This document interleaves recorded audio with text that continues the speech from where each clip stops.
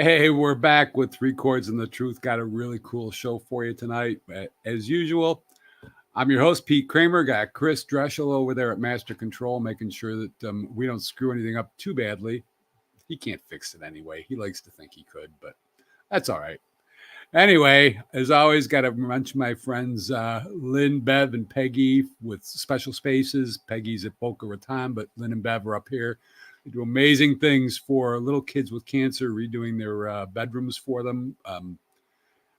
Just great people. They rely on donations. So if you've got it in your heart, look up specialspaces.com and they would greatly appreciate it. I'm kind of stoked because we just got about a half a dozen new songs uploaded to our website today. So if you get to check that out, eastwoodprojectmusic.com. And this week we got a legend in Western New York.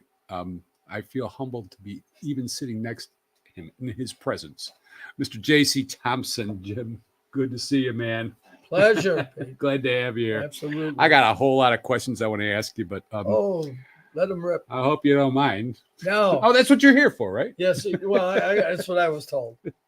If you haven't heard of the JC Thompson Band in Western New York, you haven't been paying attention. But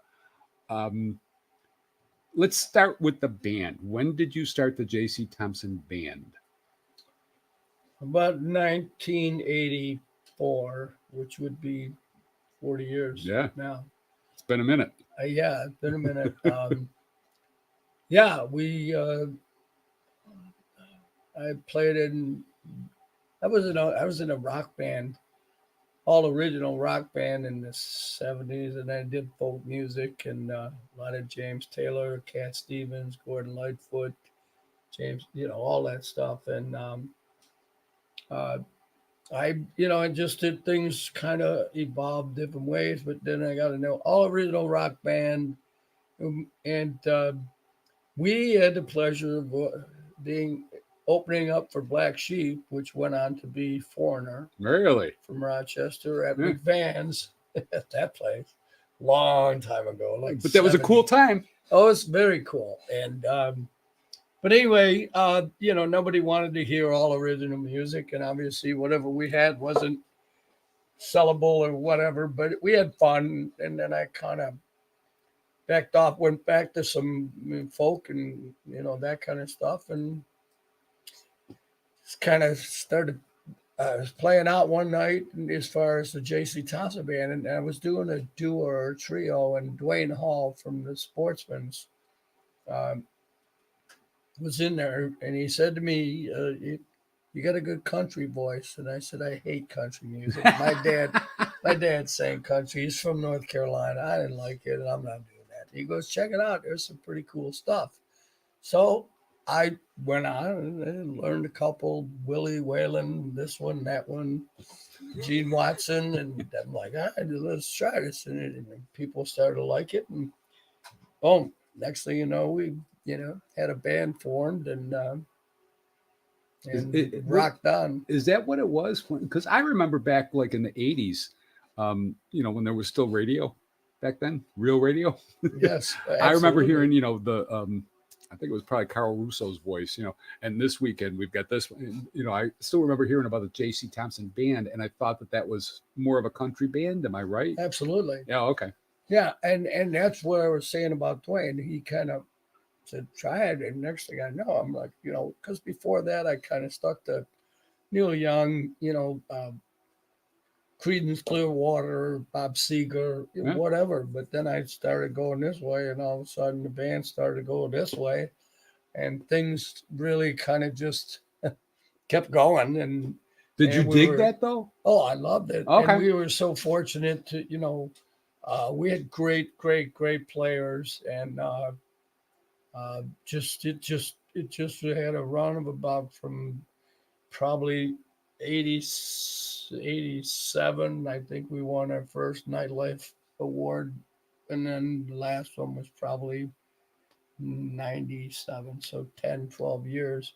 But we had in between that, away from the awards, but we were still having a good, and there was a great time to be playing in a band. And and all over there was so much music in 80s and 90s, Did all you? over. But did the band stay the same through the years, or is it? No, one guy, Chris Panfill, who's a fellow member of the Buffalo Music Hall of Fame, he went to Nashville. So then we got another fiddle player that he recommended, Teddy Lambert, which is in the Hall of Fame. And then after that, Buffalo Zoo from Buffalo Zoo Review, Mhm. he was the other fiddle player. So I had like 3 fiddle players, 4 bass players, the drummer and the guitar player, Jeff Kirshner, and David Nizzle, which is Beeve, is his nickname. Beeve, just Beeve. Now, I Drummer, finally I know that because I only know him as Beef Just Beef. yeah, Now I know his real name. he's a classic. Gotcha. But we, those 2 guys were the glue mainstay, and I was Chris Marzelli and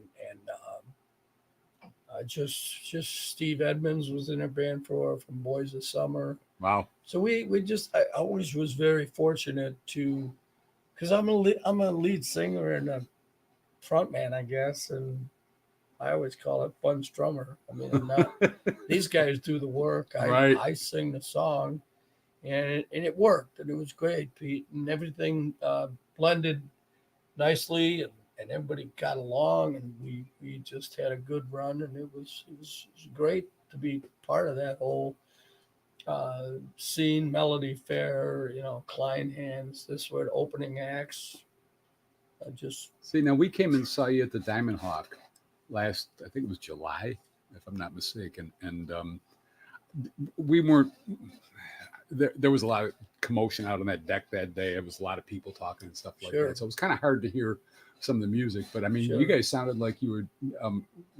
I didn't hear that much country in your set list. We were only there for the first set. Yeah, and what we did was, it actually was, because I didn't do any real, Bob Seger rock and roll. They were all country tunes. You just might not be familiar with That them. could be, yeah. And some of them were new. Chris Stapleton, Easton and Maine, which is a great band. Which, I mean, that's a great song, Easton and Maine, but that's the Turnpike Troubadours. And so we did, I always try to pick stuff that not everybody knows for sure, but that may have been why, Pete. No, that could be, yeah. But yeah, there was no classic rock or anything. But the guy we did the show with was a guy I used to do acoustic with, James Patrick Lynch, and he was a great songwriter. Ended up going to Nashville. Oh, that's who you were telling me about earlier before we came on here. Yeah, James Patrick Lynch, awesome songwriter. And he left, and we were friends from about 80, because he was doing just solo acoustic, and so was I, or a duo, whatever.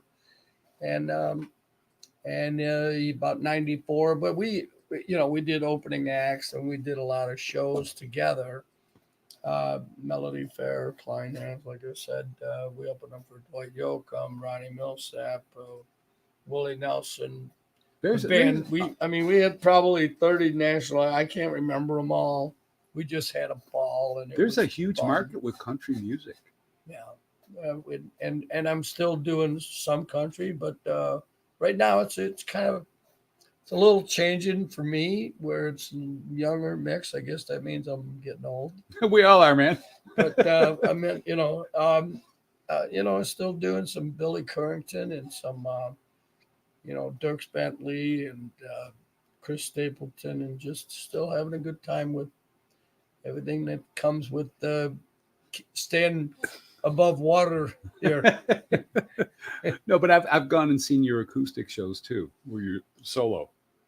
And I mean, I heard you doing some Elton John. I mean, that one night at Bloomfield's, Yeah.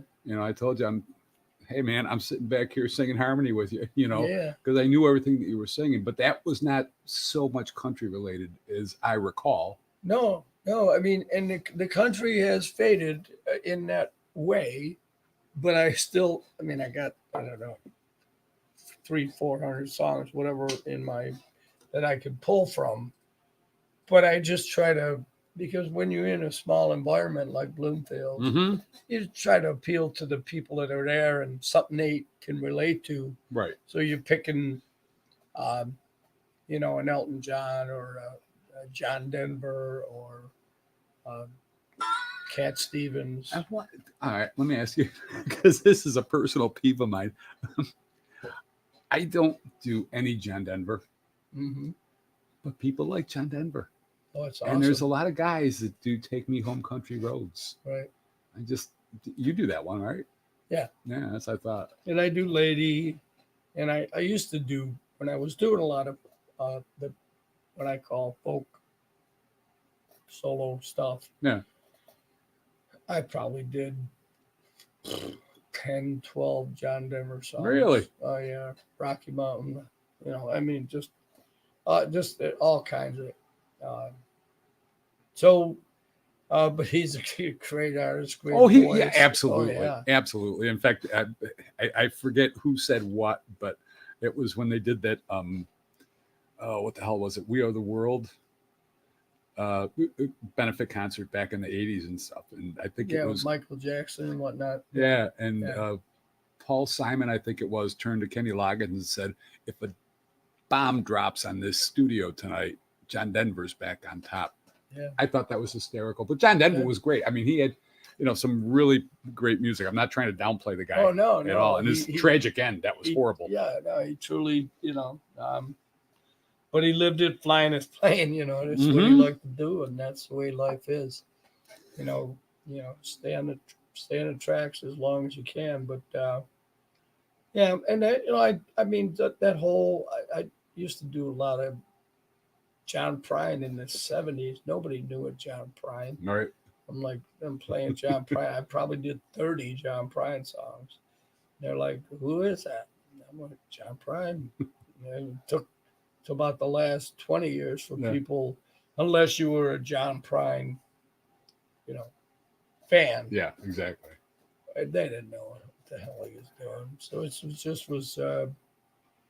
But I think the folk was a natural transition to the country, and again, coming from the '60s, the rock and Beatles and Stones and Crosby, Stills and Nash, and it's all part of the mix. Right, but you mentioned like Cat Stevens and CSNY and Gordon Lightfoot. That whole early '70s was so filled with a lot of good, what you call now folk music. I guess they reclassified it as singer-songwriter.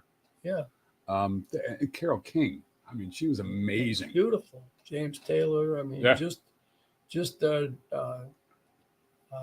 Fogelberg. Just artists. Seals and Croft. Yeah. Loggins and Messina, which you mentioned. Oh, I love those guys, man. Just they were great. Really good stuff. Well, I do America Taxi in my act, yeah. And a friend of mine who's like half my age, but I played that. He says, "What was that song that you just played, man? That thing was great. Yeah, who did it? And I said, "You don't know Harry Shape?" And he says, "Who?" And I felt bad because they were so important to us, and we had, in my opinion, I said this before, and I'll say it again, we had radio back then, where you could hear these songs and you didn't have to go searching around the internet looking for stuff. Mm-hmm. It was like you went to work in your car, you turned on whatever station it was, and if you heard some song and then you heard it again, all of a sudden it just got ingrained in you. Yeah. And you kind of found your own way with things. Anyway, I want to tell this story about Jim because this was kind of personal to me, because I was playing at a place in Depew at a regular gig on a Thursday night, and I had just got done playing, and I remember somebody coming up and saying, "Hey man, really good job and stuff." And the bartender came over to me. She says, "You know who that was?" And I said, "Yeah, nice guy." He says, "That was JC Thompson." I'm like, "You got to be kidding me!" And I never met Jim. I'd never seen his band. I'd heard the name of the band on the radio. Little kudos. Yeah. But I mean, to me, that was a cool thing to find out that this was the guy that came over and shook my hand and say, "Hey, you're doing a good job." That was a big deal to me. Anyway, enough of that crap. Let's go back to the beginning. How'd you get started in music? Well, as I was talking about the country thing, my dad sang some country and he played a little guitar. And at that point, it was, Fats Domino. I got a big family, so my older sister's got these little suitcase record players with Elvis and Fats Domino and Chubby Checkers and I just was like, I just started singing with it, and my sister liked to sing, and so we just started singing, and next thing you know, people were walking down the street and they're going, they were bored, I guess, and sing us a song. So I started singing a Hermit song, or Gary and the Pacemakers or something, and then my dad bought me a guitar, and I just started playing it, but yeah, I knew I knew people appreciated my my guitar playing is, it serves a purpose, but um, yeah, and it just kept going, and people are like, I sing good. Oh yeah, yeah. And I'm like, all right. Well, plus I like to sing, and I was really in tune to those people you mentioned earlier. Mm-hmm. Well, not only the Cat Stevens and the Buddy Holly and Fats Domino and all these people that were Elvis and Ricky Nelson. And I used to run home and just lay on the floor and watch Ricky Nelson. He's going to sing at the end of this show, and that was the highlight for me. But even after that, just loving everything about the the way music it speaks to people. Oh yeah, Um, as you know, absolutely. it's uniquely different. I always tell people it's the best form of art, and it's the only form of art that you can take with you everywhere. Like you can go in a shower and sing a song, but you're not taking your beautiful painting off the wall. Mm-hmm. You're not taking your book. Well, maybe now with the computer age, you can take your tablet in there and Right. read.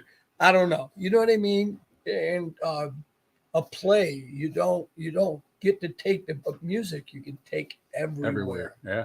everywhere. Never thought of it that way. That's a pretty cool concept. I just and it's like I was like, it's the greatest form of art. Yeah.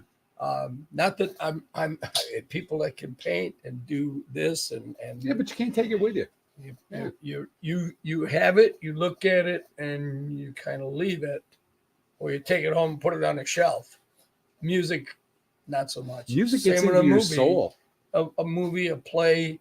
It's there, but everything else, but just sits somewhere till you watch it again or go to the play again. Yeah. While in music, you can just be sitting here and going, oh yeah, I got this song going in my head, and it's beautiful.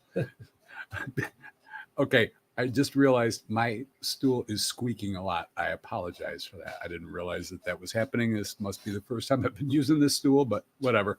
No, I've asked other people that have been on the show the same thing. I mean, this is just an opinion thing, but when it comes to music and everything you just said, I agree with. I never thought about the portable thing and how it just gets to you. But do you feel that you're born with it? I mean, some people have said that. Yeah, I was born with it, but I didn't know what the outlet was going to be. Well, see, I called those. I guess the word is virtuoso, where people are just so. Um, they pop out, and next thing you know, they're at three, they're playing this, massive Jimi Hendrix lead, or yeah, right, or singing. I hate those people. Yeah, well, those are the ones. So those are the ones that are born with it. It's a it like any form of art. You got to work it. You got to craft it. You got to be what works, what doesn't. Was that good song? Was that not? So I don't really think I was born with it, other than I think I was born with the sense, or I love music. I can, you know, I I tune in. My sisters, like I said, did, and I just, my mother and father did, and I just kind of caught on that way, but nothing like, oh, you got it at 6 years or 7 years old. Yeah. Well, I guess more what I meant is that there's some people that they've got it born in them and they don't know where it's going. They got to figure out how they're going to get it out of them, because some people love music, but they can't figure their way to whether it's dance or sing or Yeah. play an instrument No, or I something just like plowed that. forward. There you go. I just plowed forward. I really did. I just, um, but it wasn't a like, oh, I'm going to do this. It was a slow journey. I mean, my career, if you want to call it that, I used to play campgrounds, and my kids would all go with me, and we had to run the campground. I'm on the back of a flatbed with the tractor, blowing the exhaust up in my, back at me, and I'm riding around on this flatbed in the back. I'm like, whatever. I mean, it was rough, but it was fun, and my kids were involved, and so that journey was good. But till probably 84, that's when things really kind of, and not that, because money's never an object with that, but when you start to get paid, and the band starts to get paid for its performances, you start to Their feel, work. yeah, you start to feel like, okay, wow. And there's an audience, and they're out, not a campground. Not that those people were indifferent. I used to walk around from campsite to campsite. By the time I got done, the beers were pretty right all over, because you're going around, here, have a beer. Okay. So it was, it was a journey, but 85, 86 is when we started to get recognition and make some cash, be able to pay the guys that were supporting me, Yeah. and having a really lot of fun. Well, Tons of fun. I remember seeing an interview with John Mellencamp, and he said that, it was never about the money, but I always wanted to get paid. Yeah, you got to get paid. Yeah. And there's so many You people. start to feel like that means, like, okay, because trust me, as we all know, I mean, there's a lot of people in this business that run businesses that would, you didn't bring enough people. You didn't, this happened. Don't you hate that? The weather was bad. This is whatever. I told a guy at the Golden Nugget one time, and I told him this is how much, after we were, there were people coming to see us a lot. And I said, I got to get paid more. And he's like, well, why do you think you're worth more? And I said, well, let me ask something. I said, you got, at your bar, you got well drinks, right? And you got the first layer over here, whatever. And then on top, you got top shelf, right? I go, we're top shelf. So your Jack Daniels is top shelf, and you charge more for that, right? And he goes, yeah. What does that have to do? I go, well, we're Jack Daniels, right? So time to pay up. But if he would have said no, I wouldn't have not played there. Probably would have kept playing there. But do you agree? I knew, yeah, he did. Oh, cool. Yeah, because he knew they were lined up outside to get in. Good for you, man. And that's when bars started to charge $1, and then they went to $2 a head, and then they went to $5. That was crazy. They all made money back then. They just want more, is what I was saying. Yeah. Those owners, it's a, but he's the same guy. At 10 o'clock, when I was scheduled to start at the Golden Nugget, he walked up to me. I was just walking up. The band's getting ready. It's 10:01. He walks up to me and he looks at me and he goes, JC, what time is it? And I go, oh, it's 10 after. I mean, it's 2 minutes after 10. He goes, these people sitting here are getting charged for the band playing. If you ever start late again, you'll never play here again. Oh, wow. I was telling the band, okay, we can't do that no more.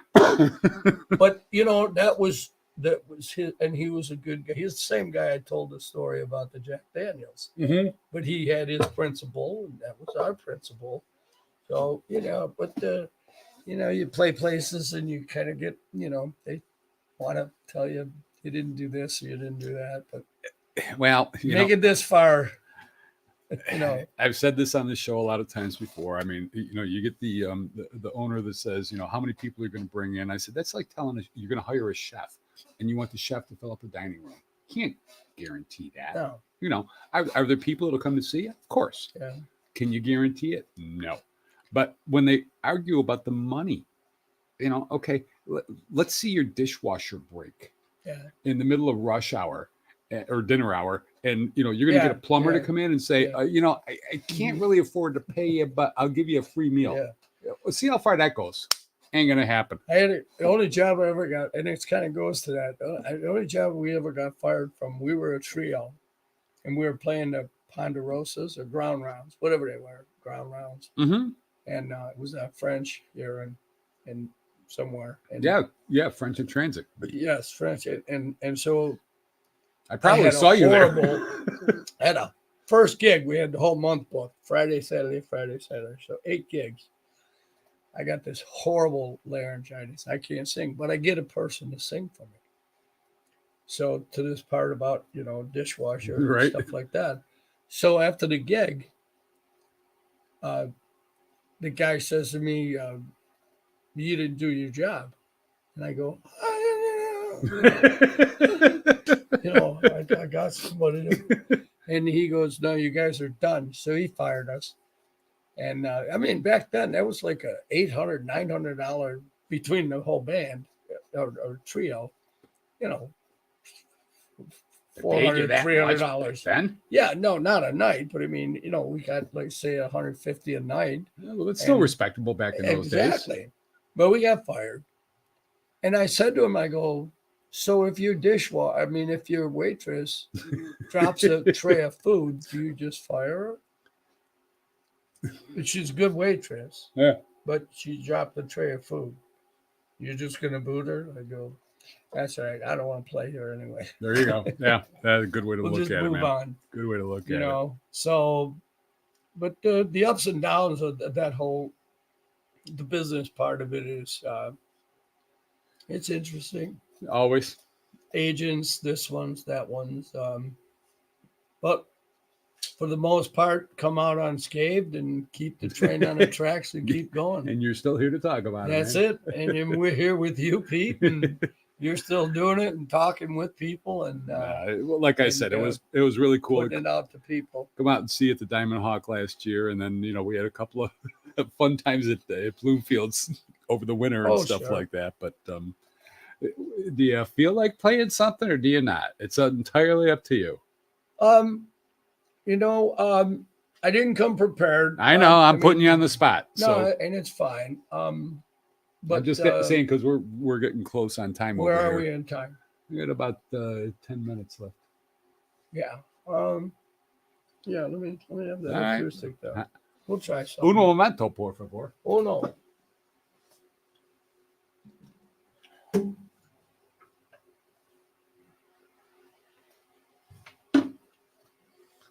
Sorry, small quarters over here. That's all right. Don't want to be banging into things. Yeah. You're gonna have to request that bigger studio. Yeah, we could use a bigger studio, couldn't we? That should be good. No, right now. Here's a pick for you. I got one. I should have known. Guitar players always have one in their pockets.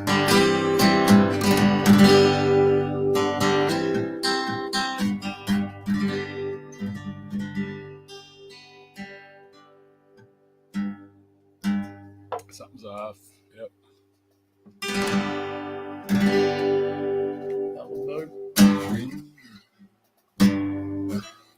JC Thompson.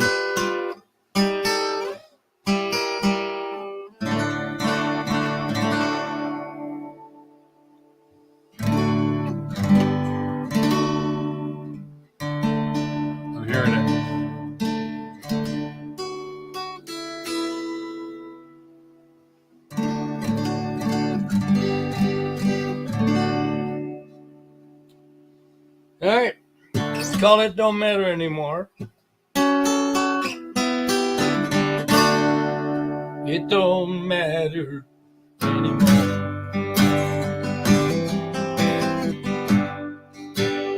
Go on and leave me. You can walk out that door like you did before. It don't matter anymore.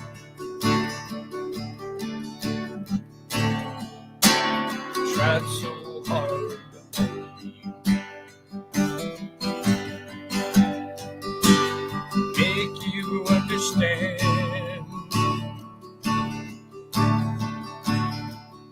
that the love that I was given was worth more than any man.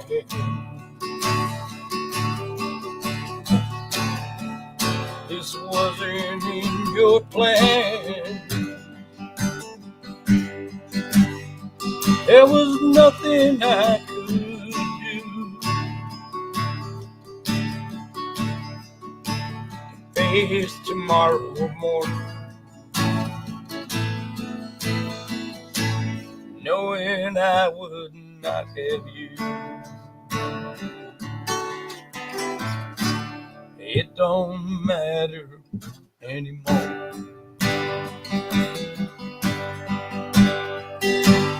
So go on and leave me.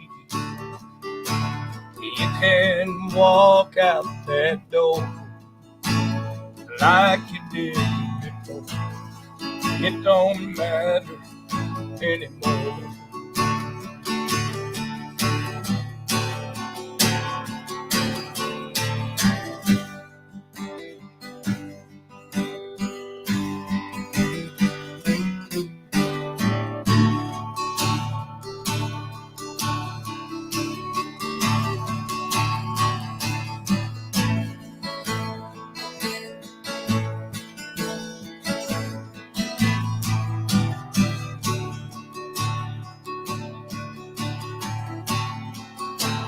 I wanted you to listen, and I kept begging you to stay. But if the nights were getting long, I knew that I was wrong, and you'd never change your ways. It don't matter anymore.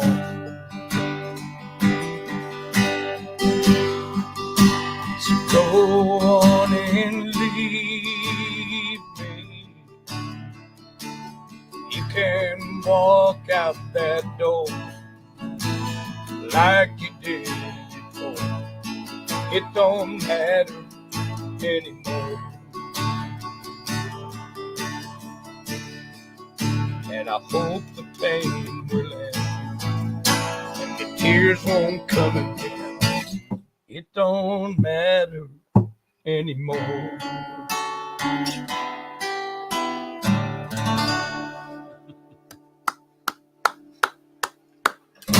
For coming unprepared, that was pretty sweet, man. Yeah, thanks, man. Thanks.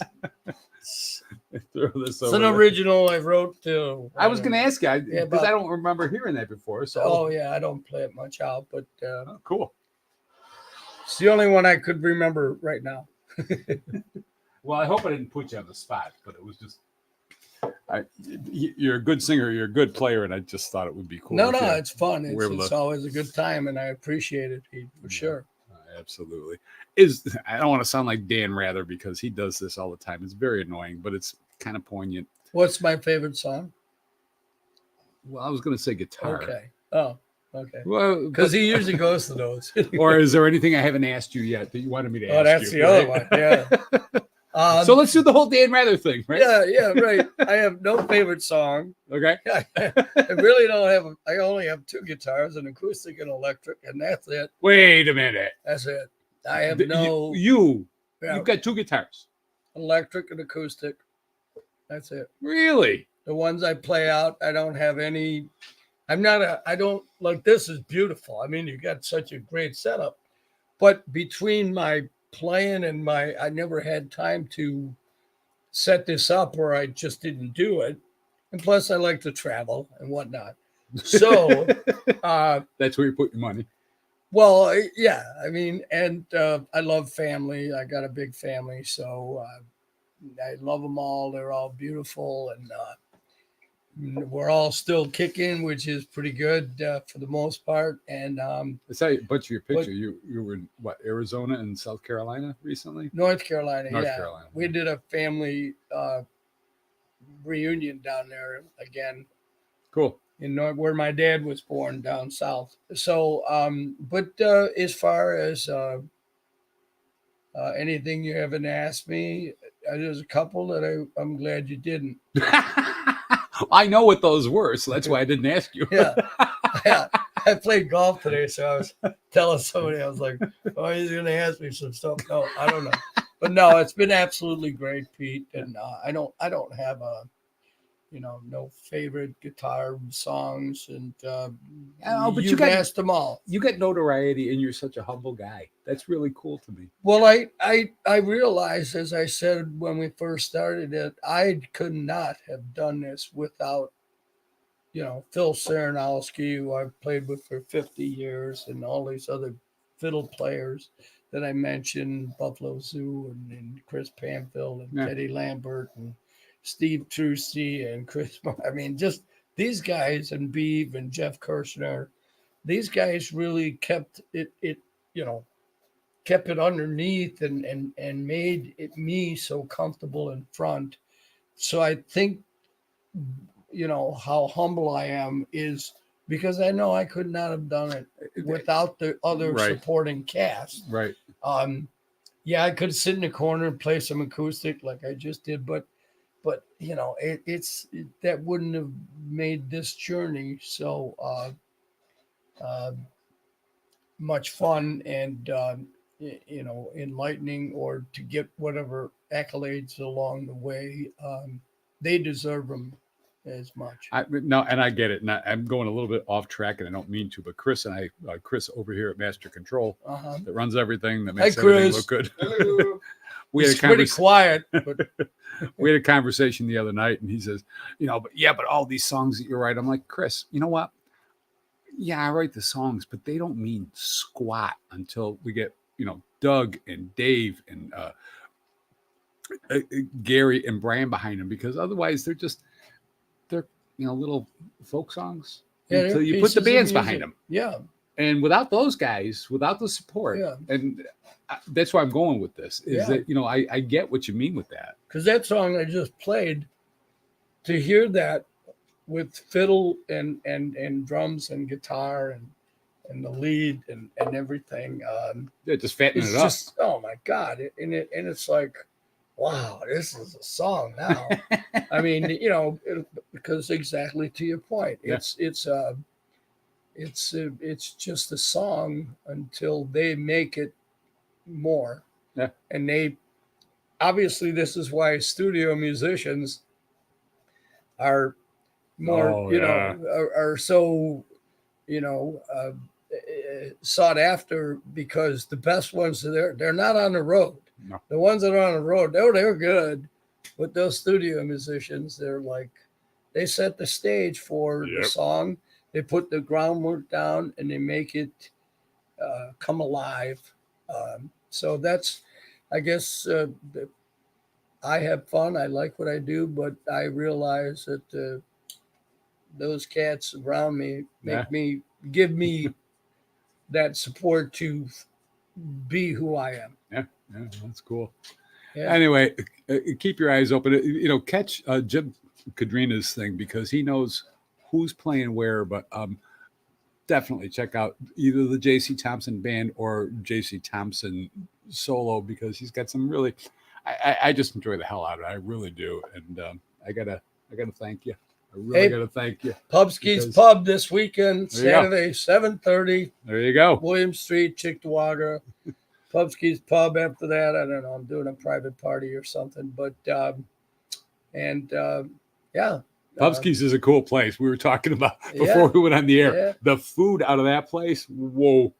It's just Definitely it's amazing, right? really good. You will never be disappointed with the food or the friends or the atmosphere. Yeah.